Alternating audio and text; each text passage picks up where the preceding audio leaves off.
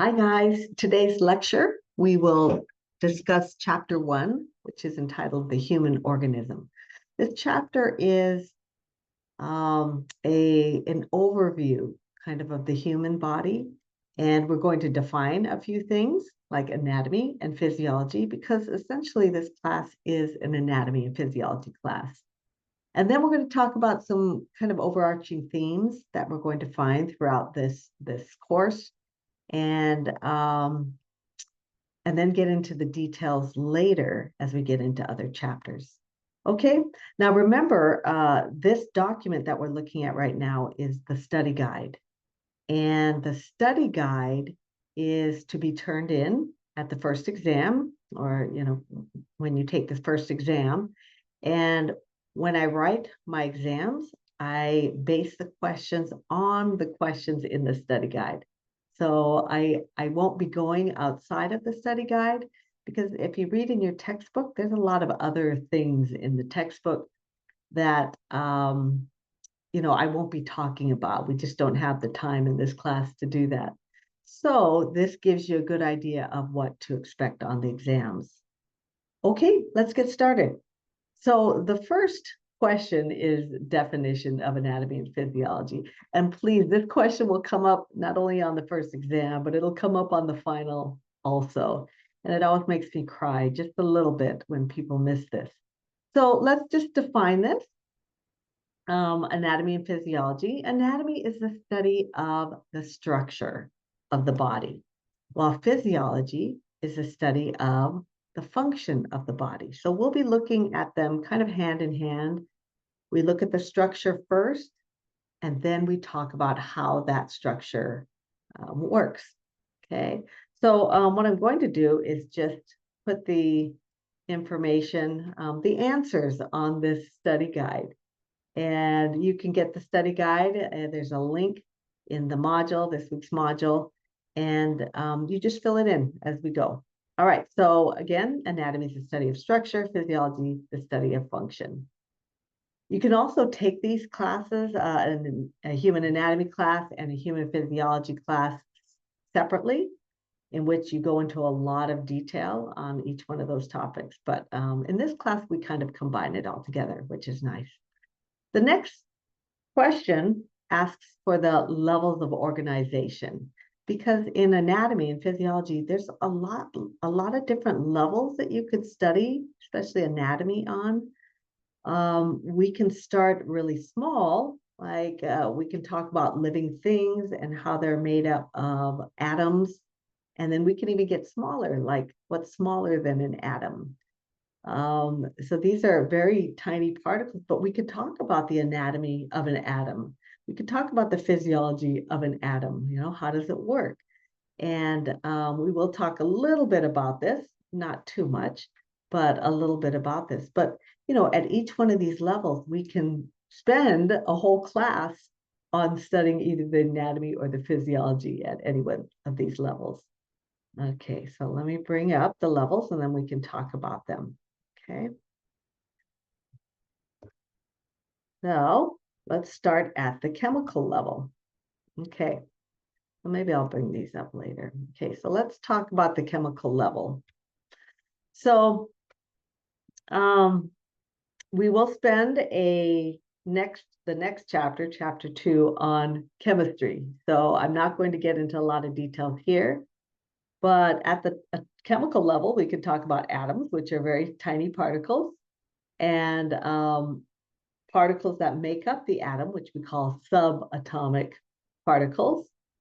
And these are parts of an atom, things called protons and neutrons and electrons. And next chapter, we'll talk more about those and how they work.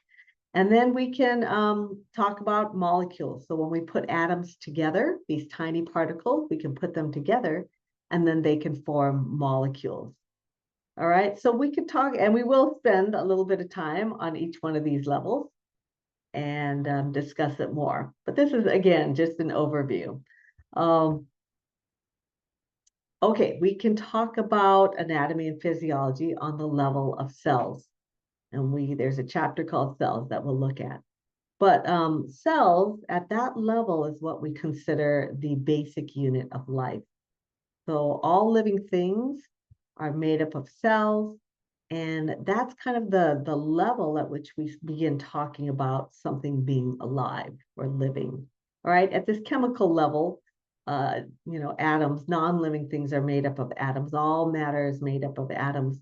But when we talk about life and living things, we begin at the level of cells.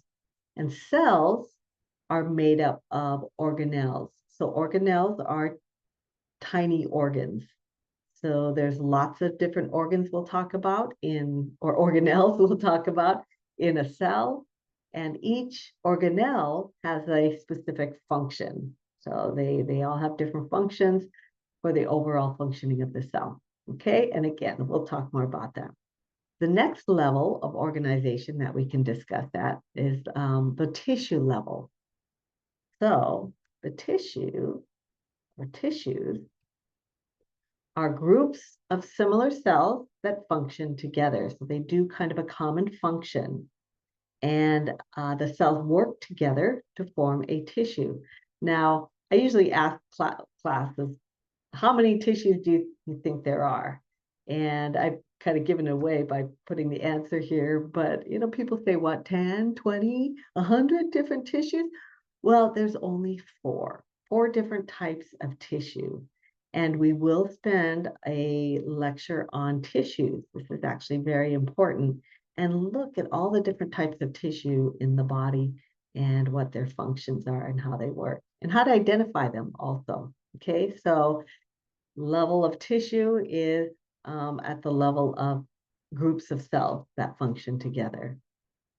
All right. Next, if we put some tissues together, two or more tissues together, we get a level of organization called the organ. An organ is comprised of two or more tissues that function together. So kind of going back to the tissues, and really briefly, epithelial tissue is a covering. So it covers your body, it covers organs, it lines cavities, it's on the surface. And connective tissue is tissue that binds and connects, supports other tissues, other organs, other structures. Muscle tissue is tissue that contracts and shortens and causes movement. And nervous tissue is tissue that conducts messages over long distances. All right.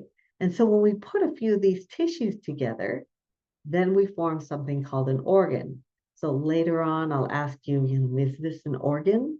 And what makes it an organ?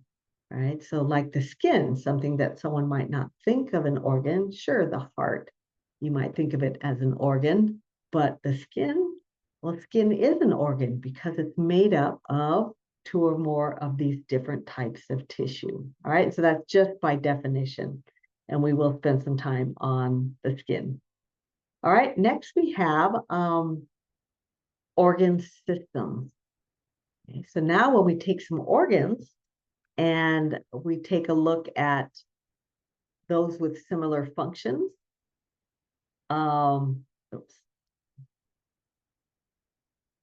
groups of organs that function together. So take, for example, let's say if we look at the organ of the heart as an organ, okay? But then we add vessels. So vessels are also considered organs. And now we put the heart and we put vessels together and we make a system, the cardiovascular system. Okay, we can do that for the digestive system, right? We've got the stomach, the small intestines, etc. And we put those all together and we form a system. But they all have a common function, right? They're having a similar goal, which is to break down food and to absorb it. And so we can use those nutrients. All right. Then lastly, let's put it all together and we get an organism. Okay, we put all the organ systems together and we get something called an organism. Of course, that would be us because we're talking human biology. All right, so what does this look like? I'm going to bring up a picture, a diagram like this. Okay, and we can make it bigger. So actually, let's keep it little so it fits here.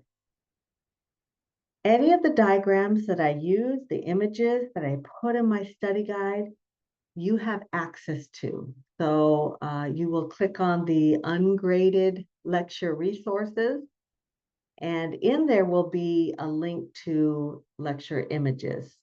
And so you can just, lift it and put it in your study guide.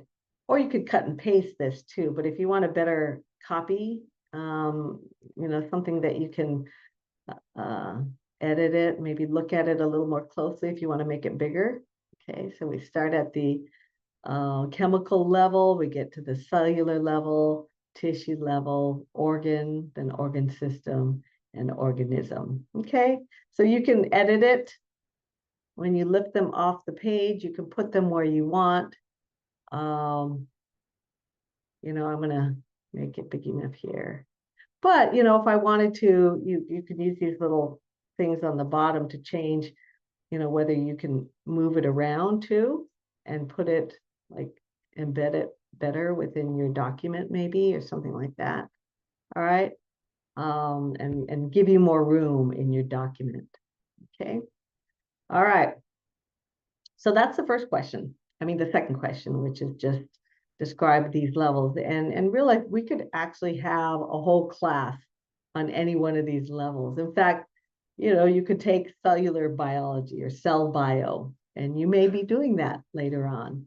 Okay, of course, you could take chemistry.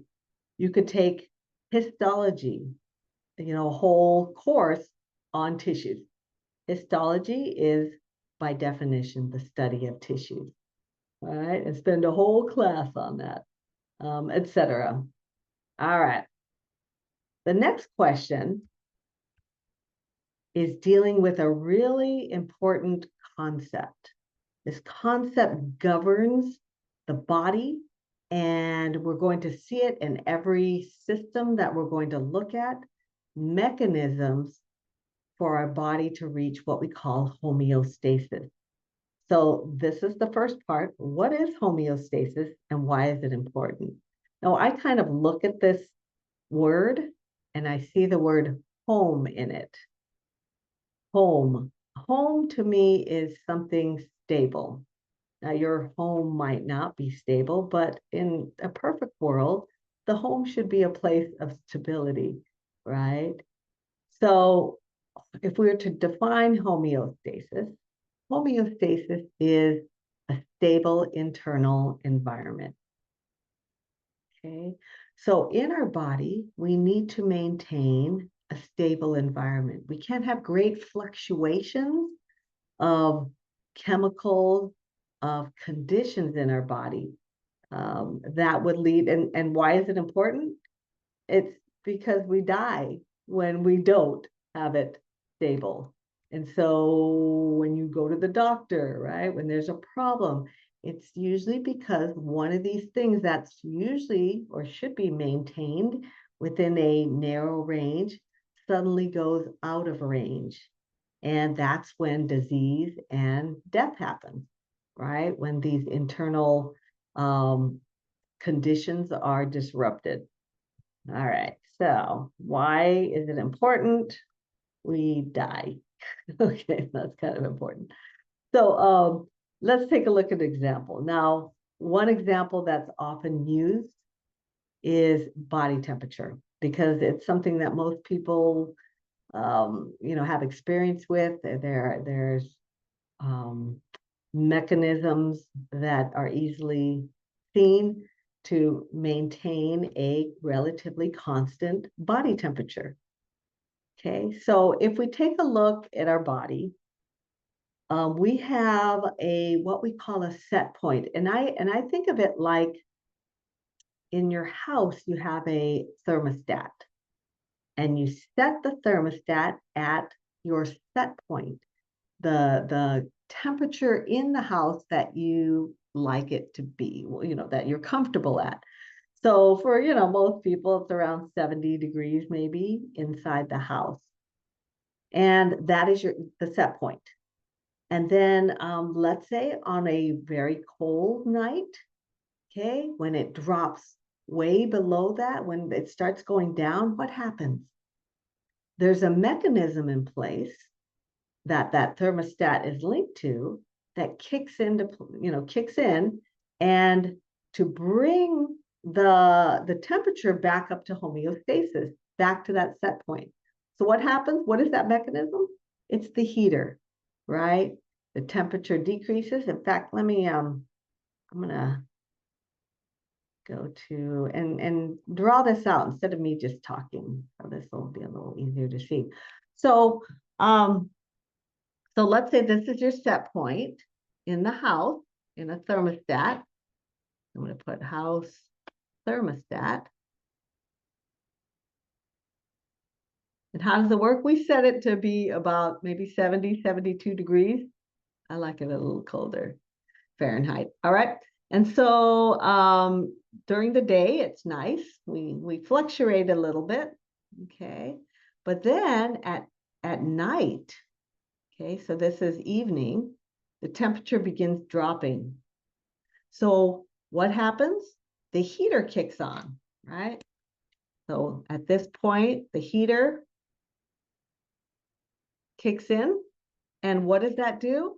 It brings the temperature of the house back up to homeostasis. And it'll stay on, right, until the house becomes warm again, or 70 degrees, right? And then, throughout the night, the heater will kick on, it'll come back. All right. And then it's the daytime. And let's say it's record heat. So the temperature begins rising. Okay. And what happens then? So where I live, most of us don't have this, but if you live in an area that gets hot, you might have the AC, the air conditioning, and that's going to kick on. And what does the air conditioning do? It brings it back to your set point, right? Well, our bodies work in the exact same way. We have a set point, and our set point is like 98.6 degrees, right? So that is our set point, and that's set by our brain. Our brain sets that. So throughout the day, okay, we have little fluctuations here, but let's say you go outside at night and it gets cold, your body temperature starts really dropping. What is the mechanism that's going to kick in to come back to homeostasis, right? It's shivering. Okay, and sure, there's behavioral things. You can get a jacket and put on a jacket. That's kind of the same thing, all right? But just if we let our body be and we don't have any blankets or anything, we start to shiver. And what that does is it produces heat, and that brings our body temperature maybe up, And then it's the daytime, or we decide to go running, and our body temperature begins to rise. So what happens? When it gets too high, another mechanism, we sweat. And sweating will produce water, which then evaporates off our skin and carries heat away. And so that brings us back down. All right. And throughout the day, and, our body is constantly engaging these mechanisms to keep us at homeostasis. All right. Keep that stable internal environment. Now, kind of extrapolate that out to your whole body. Every chemical, every condition in your body has a mechanism to maintain homeostasis. It's kind of mind blowing when you think about it that every single condition in our body is maintained in some way. And we'll talk about some of these examples as we go through other systems and see some of these mechanisms in play. But this is an overarching theory, or not theory, but idea or overarching mechanism to maintain this homeostasis in all conditions and to keep us healthy, right? And as I've mentioned, anytime we go beyond these, limits, then we have problems. Okay, we get ill, we die, things like that. All right. So anytime you go beyond this, and sometimes our bodies can get overwhelmed and the mechanisms in place aren't good enough to keep it within homeostasis. All right. Okay, a couple other things, and that question is something called negative and positive feedback. So let's take a look at that. Okay, so these are some of the mechanisms in that. All right, so example, I'm just going to put here body example is body temperature.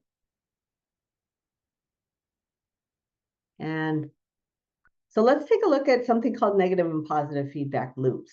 So these are the example or different ways that we maintain homeostasis. Okay, so something. So the first one is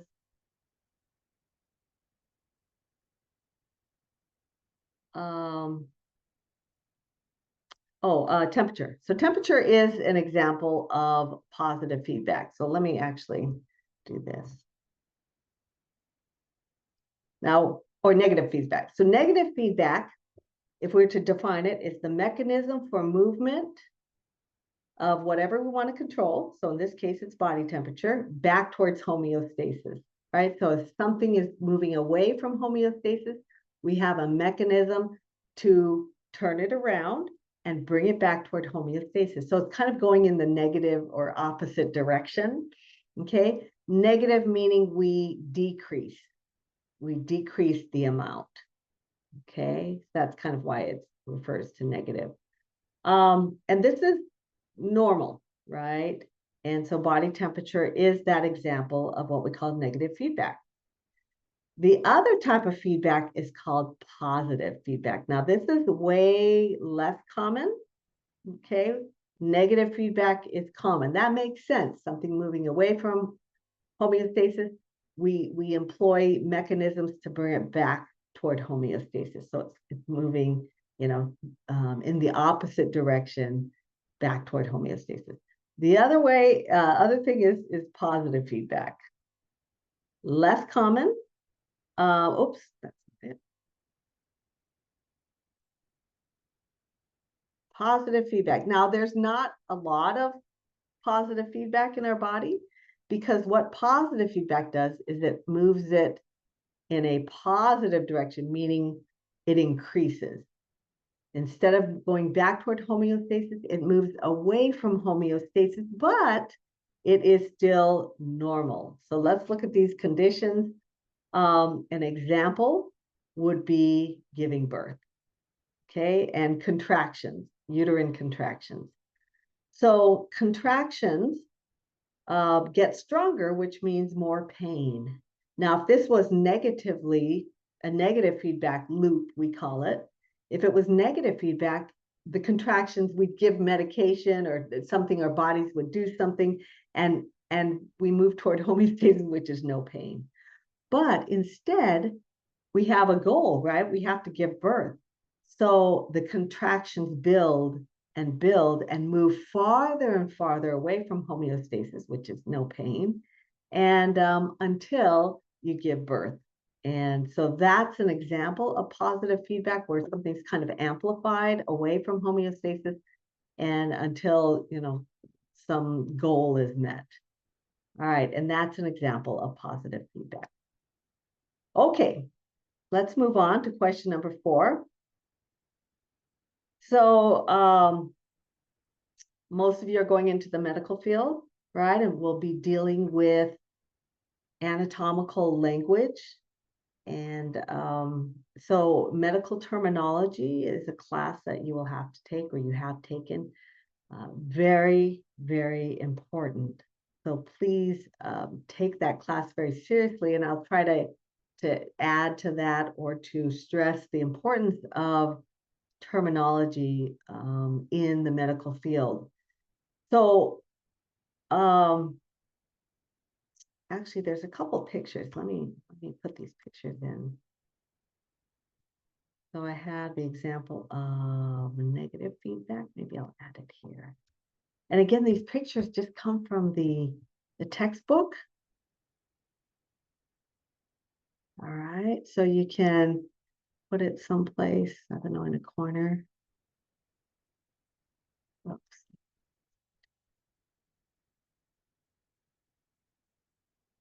Well, okay, maybe that'll work.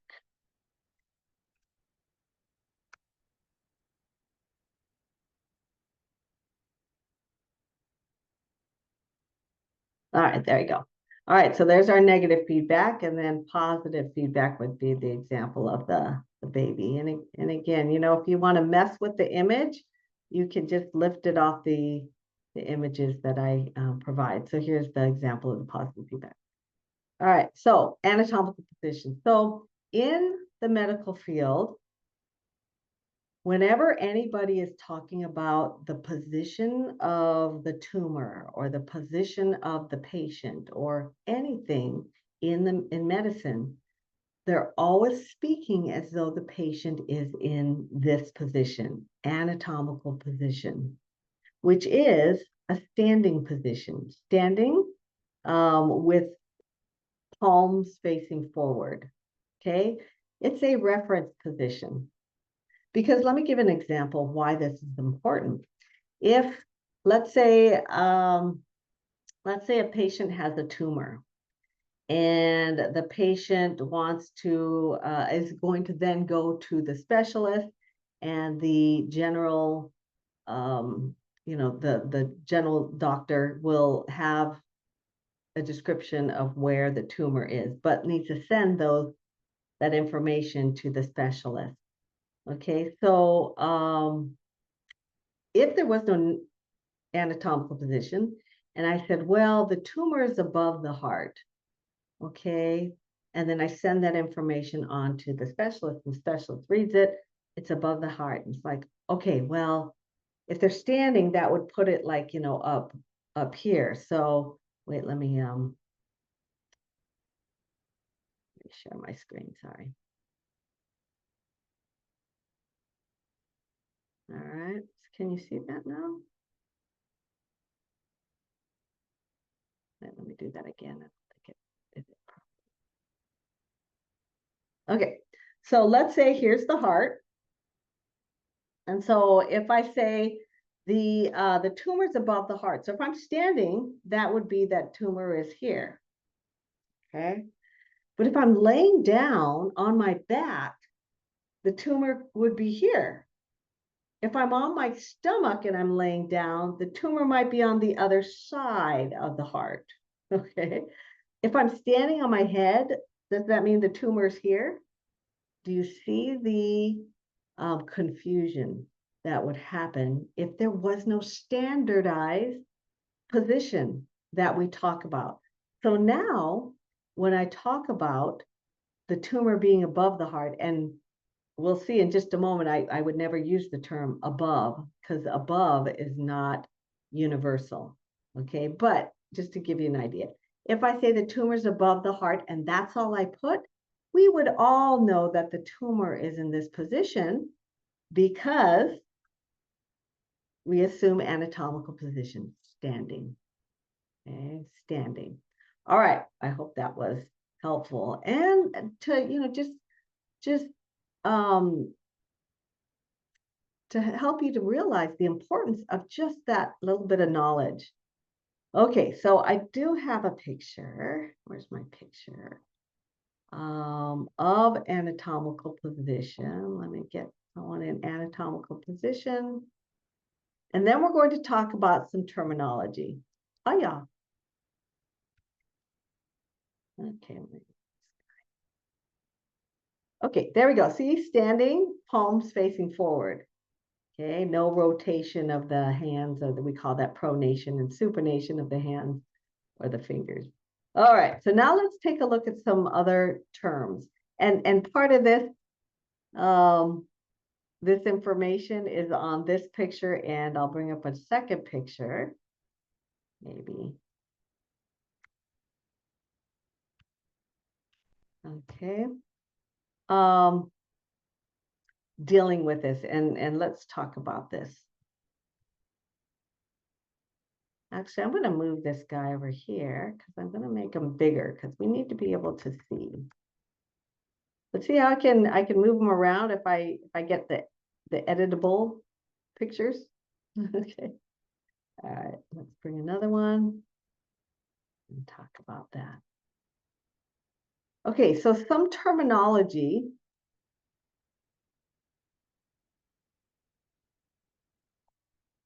And maybe I will define this. So hold on. Let's go through some of these anatomical terminology. And again, as I mentioned, that this is something that you guys are going to have to understand because you're going to be reading information about patients and about procedures, and to be able to understand that medical terminology is very important. So let's begin. And number one, that we all assume that the patient is always in anatomical position when talking about it. So let's take a look at here, this picture.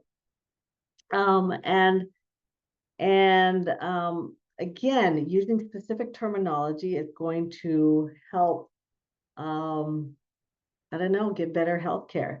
So we'll begin with superior and inferior. Okay, so don't memorize these things.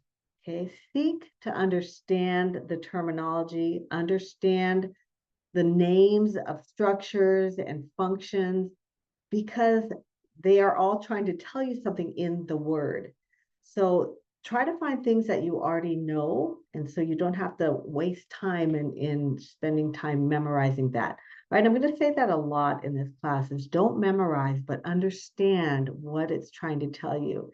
And what it's trying to tell you is, or what you're to look for is the root words.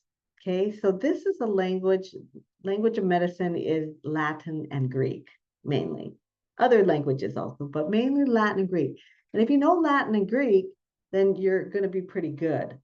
But we need to find something, a language that's universal, because that's why I don't use the term above, because that's English.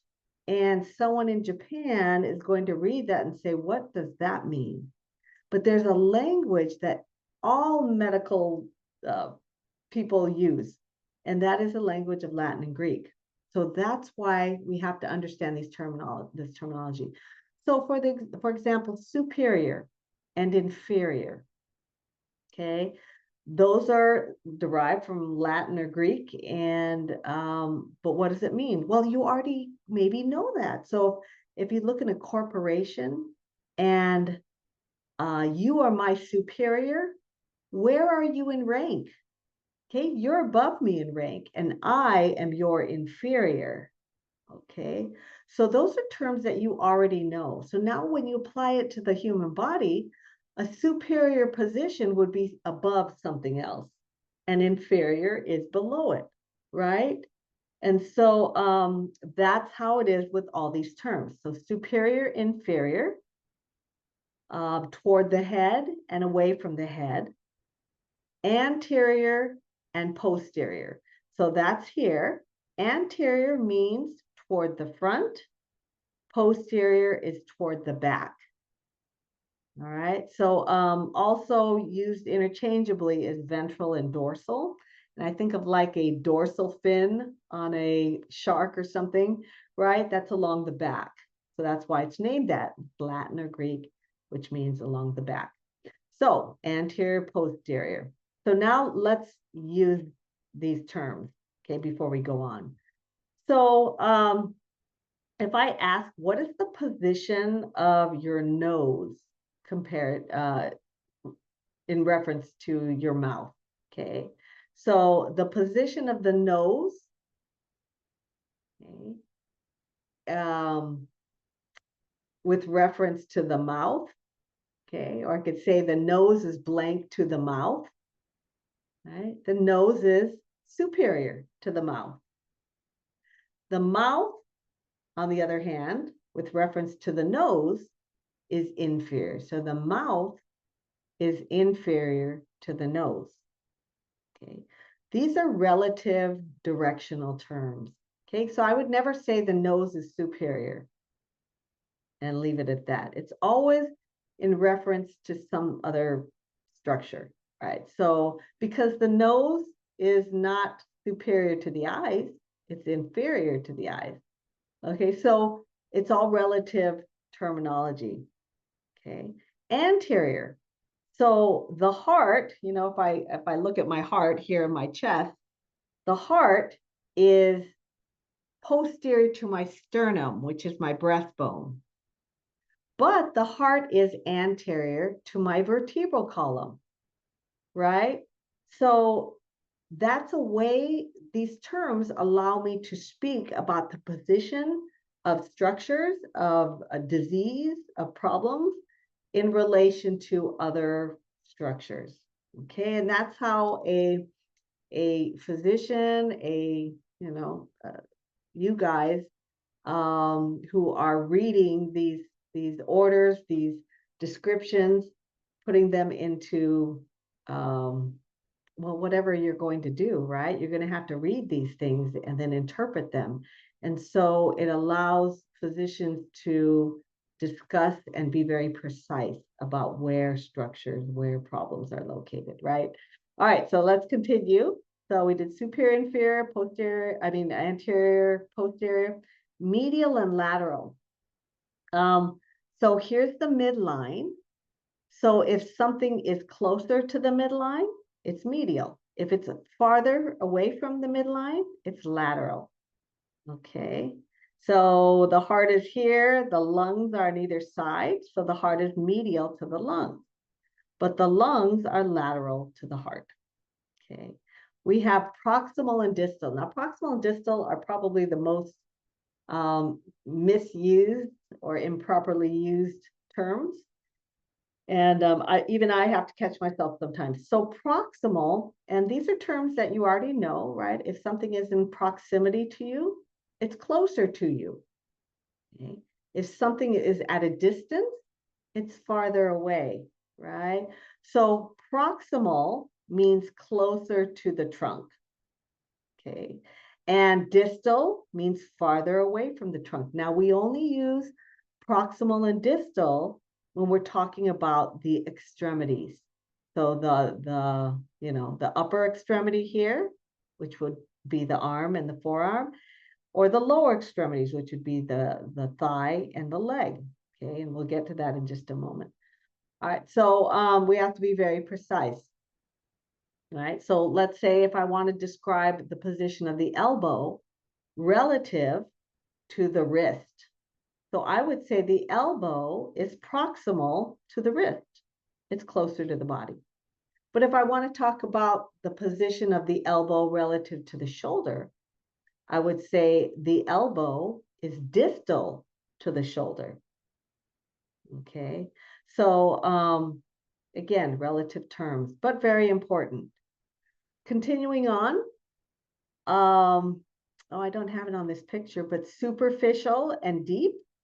Superficial is toward the surface, whereas deep is farther away from the surface. So if I'm describing, my bones, the bones are deep to the muscles, but the skin is superficial to the muscle. Okay, so that's in terms of like going internally and the position relative to something else. Okay, and lastly, laying down, right? So anatomical position is standing up. So if the patient is not in anatomical position, we have to state that. And those terms are prone and supine. So prone means laying face down, whereas supine is face up. Okay, and I remember supine, it has the word up in the word supine. So here, let's take a look. All right, so down here, supine has the word up in it, so it's face up. Okay, so these pictures should actually go with that. I'm gonna move these guys and put them with the directional terminology. That would be more correct. Okay, and I'm gonna make my study guide nice and neat. Okay, and you can make it however you want. So let's put the other one here. And I'm going to make them teeny tiny. You can make them, you could make up a whole page, right? I'm going to make them teeny so I can fit here and not use so much space. All right, there's my little teeny tiny people. But you'll want to make it bigger, right? So you can actually read it. Let's go on. Some other terminology, because it says body regions and planes. Okay, so what does that mean? So body regions, maybe I'll get a picture here. Let me grab a picture of the different body regions. Oh, where's my picture? Well, oh, there it is. Okay, so I'm gonna get my picture of the body regions. You can get an idea of what I'm talking about. All right, so let me make it a little bigger so we can see. So again, we have to have a way to talk about the body that's using anatomical language, which is again Latin or Greek. So if I were to say, oh, this problem is on the arm, and it's sent to another country that doesn't speak English, will arm make any sense?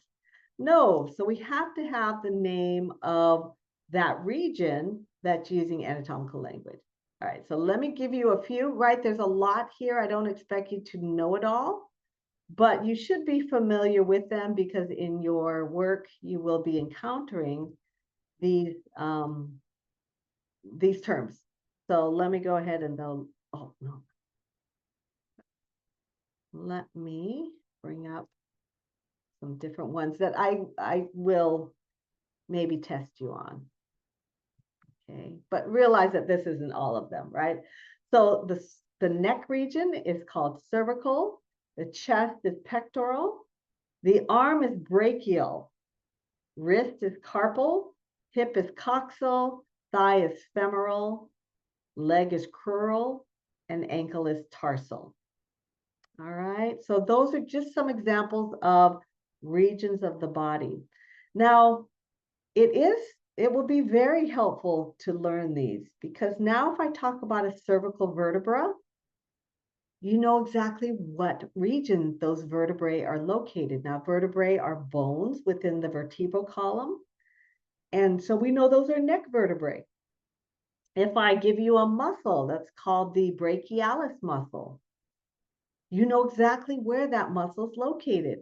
Okay, it's located in the arm. You're not going to look at it on your legs or other places, right? Because you've already understood the names of these regions. Okay, so when we look at the carpal bones, those are the wrist bones. Okay, there's a muscle called the flexor carpi radialis. What does it do? Oh, it flexes the wrist. All right, so understanding and using this terminology, you'll be able to extend that into other systems, okay, other structures, and understand them and not have to memorize things over and over and over again, right? Flexor carpi radialis, you could maybe memorize that whole thing or understand it. Flexor carpi, oh, that's the muscle that flexes the wrist. So it's the flexor carpi. Oh, because I know wrist is carpus or carpi, carpal. Okay. All right. So there they are. Let's continue on. Regions of the abdomen. So the abdomen, there's a lot happening in the abdomen. Okay, lots of information there. let me pause and get that picture. I don't have it handy. Let me grab it. All right, so let's take a look at some regions of the abdomen. Okay, now you may see both of these terms, both of these diagrams being used by physicians or healthcare people. So we can divide the abdomen into 4 different quadrants: right, left, upper, and right, left, lower. Now, one thing to note, right and left. Okay, remember, it's the patient's right or left. It's not your right and left. It's how it sits in the patient, because the patient's the most important, right? So, we could talk about quadrants here, but sometimes that's not specific enough. Okay, so they might say, right upper quadrant pain or problems or whatever, tumor.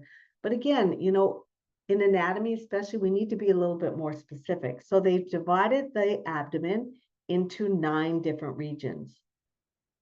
Okay, so these 9 regions are the right and left hypochondriac region, and then the epigastric.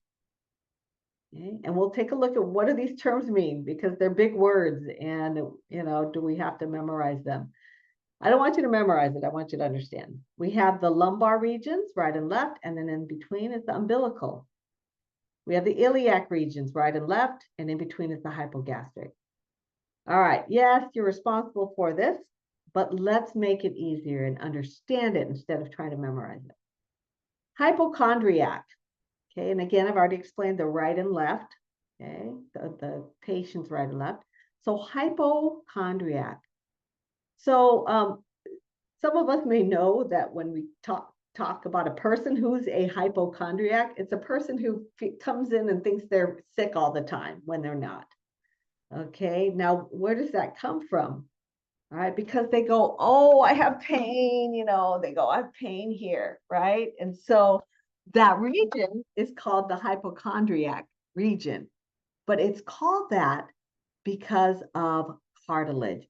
So if we were to look, above this, what's kind of sitting more superficially to this, there's the sternum, which is the breastbone, and then the ribs that come on either side.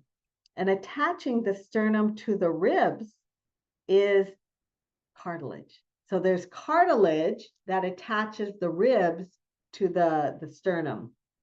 And that cartilage is on either side here. Hypo means less than. Okay? So if you die of hypothermia, thermia means temperature, hypo means less. That means your body temperature went too low and you sat out in the snow all night and then you died.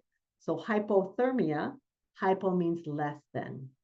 Okay, a hypodermic needle is a needle that goes under the skin. Okay, derm means skin, hypo means less than. So hypochondriac means less than or under the cartilage. Okay, so under the cartilage on the right side, under the cartilage on the left side, hypochondriac. Epigastric. Gastric, if you have gastric bypass surgery, you're bypassing the stomach, right? So gastric means stomach. Epi means above or on top of. The dermis is skin. Epidermis is the layer above the dermis. Okay. We're going to see the term epi a lot. So if right now you know that epi means above or on top of, then you'll be good. So now epigastric means above the stomach. What about hypogastric? What does that mean? Below or under the stomach. And yeah, it's quite a bit under the stomach, but still it's under the stomach. It's hypogastric.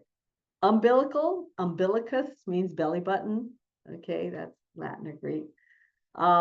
Lumbar means lower back.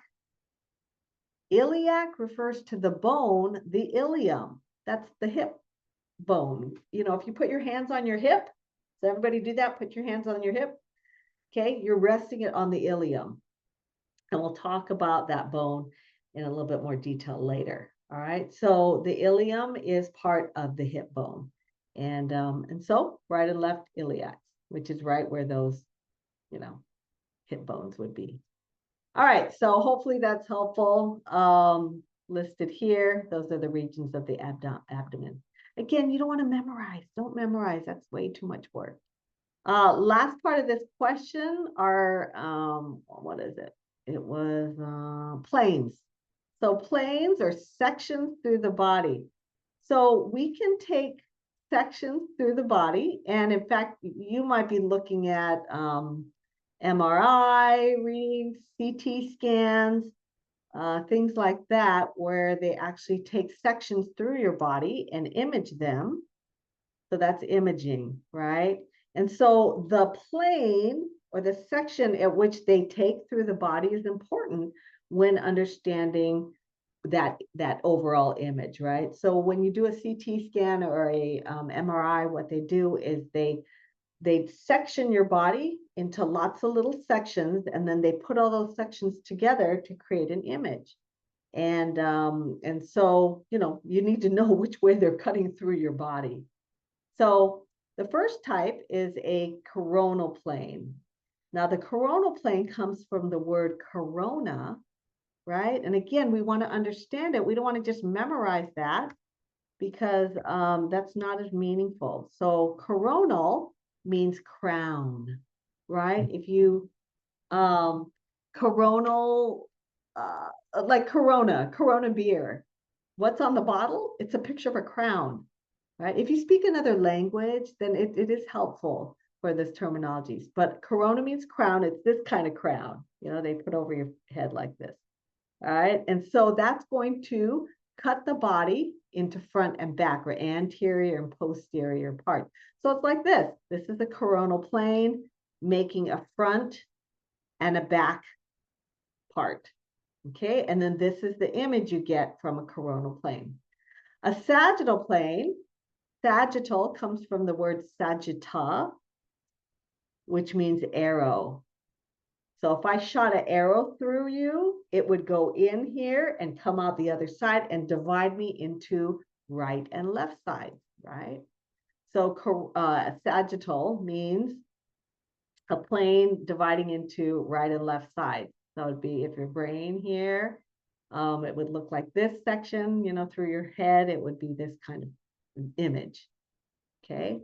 Oops.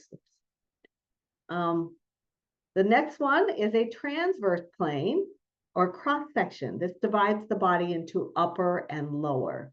So this image would look like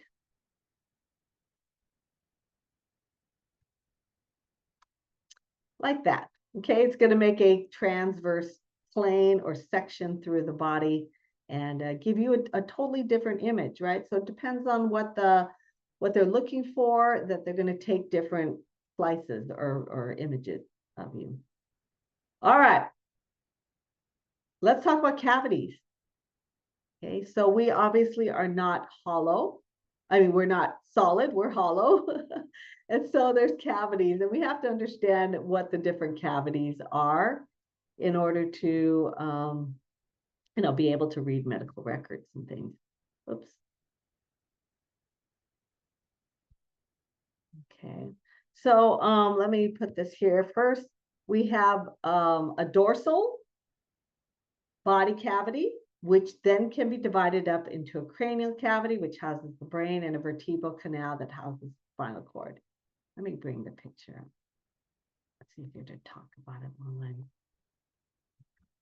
All right, so the dorsal body cavity along the back or posterior is here, and that's the cranial cavity and the spinal or vertebral canal right here. Okay, then we have the ventral body cavity or anterior body cavity. Okay, and then we can divide that into the thoracic cavity here or the chest cavity. Maybe I'll put that here. Chest cavity. All right, so the thoracic cavity is the chest cavity. And within the thoracic cavity,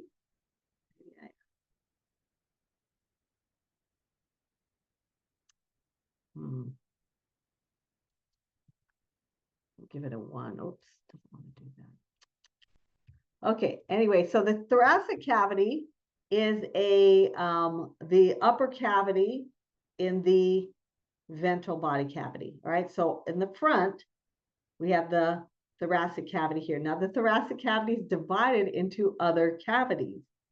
The first cavity is called the mediastinum. So the mediastinum is right in the middle between the lungs. But within the mediastinum, there's what we call the pericardial cavity, which houses the heart. That's not on here. And then on either side, we have the pleural cavities, which contain the lungs. This didn't come out very good. The second, the lower cavity here, and the lower cavity is on the other side of the diaphragm. So the diaphragm is right here, the breathing muscle. We'll talk about that later. The diaphragm divides the thoracic cavity from the abdominal pelvic cavity. So down here we have the abdominal cavity. In fact, I'm going to call it the abdominopelvic cavity, which is the whole thing here, but that is divided up into the abdominal cavity. All right, that should be numbered.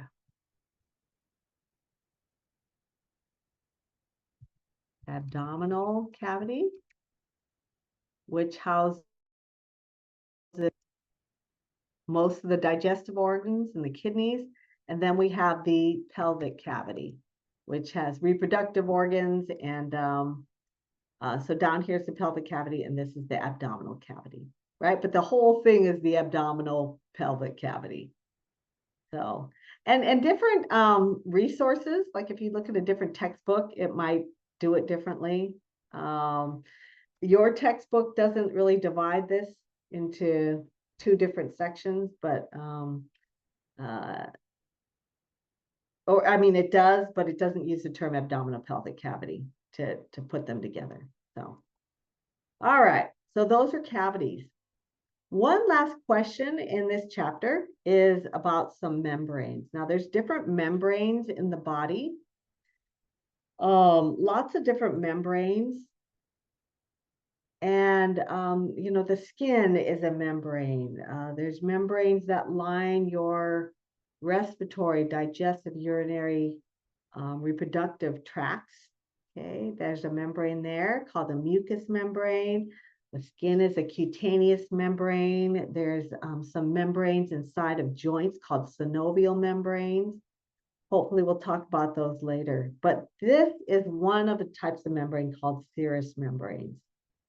They're kind of special, and people don't really know what they are. These are membranes that are within the body cavities. So they're inside the body, and they don't really have an opening to the outside world. Okay, so,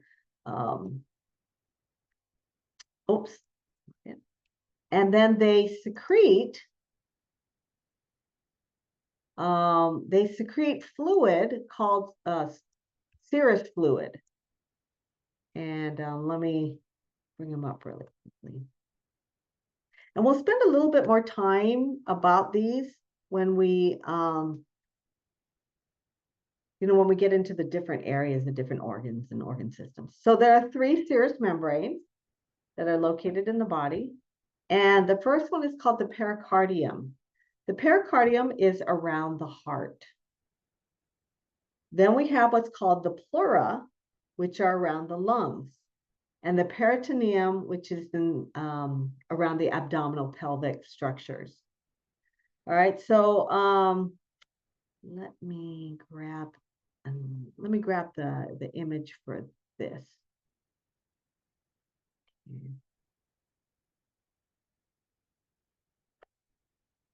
I don't know if you can see that, but I want to show you how they're,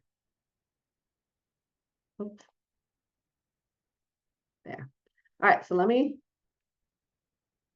get this picture. So this is an example of how this membrane works. So imagine a balloon, and that you stick your hand or your fist into the balloon. You're going to get this like double membrane layer with a space in between. This is like, imagine your fist as the heart or a lung. Okay, and this is the orientation of a serous membrane.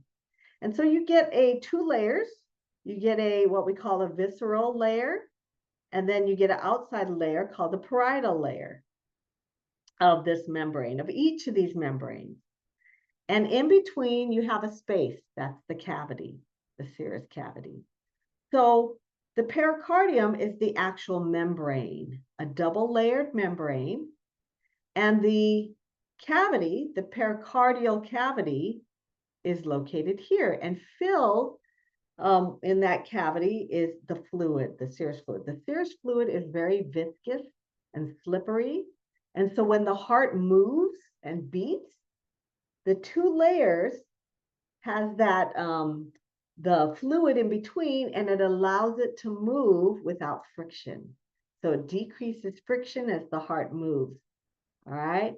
And so these internal organs, the lungs, the heart, and abdominal pelvic cavity organs, they all have this relationship. So as these structures move, you don't get the friction because of that serous fluid in between the layers of the membrane. All right. So this is just kind of an interesting thing. We'll talk about it later when we get into the heart and not so much the lungs, but in the abdominal pelvic cavity, we will talk more about this. All right, so those are the serous membranes. Okay, thank you for joining us. And so you'll want to take the lecture quiz, okay, after you study. And you want to take that lecture quiz over and over again, all right, on this topic. And that lecture quiz is open notes. So you can use your notes, you can use your study guide. The study guide is the best thing to use for these lecture quizzes. So it's good to finish the questions, like answer the questions and pretty much copy what I've done here, and then take the lecture chapter 1 quiz. Right. And again, it's unlimited. You could take it over and over and over again and answer the questions. And each time you take that quiz, you're going to see a different set of questions. All right. And so it's important to do it over and over again, and not just until you get a perfect score, but until you've seen a lot of those questions. All right. Thanks for joining, and I'll see you at the next lecture.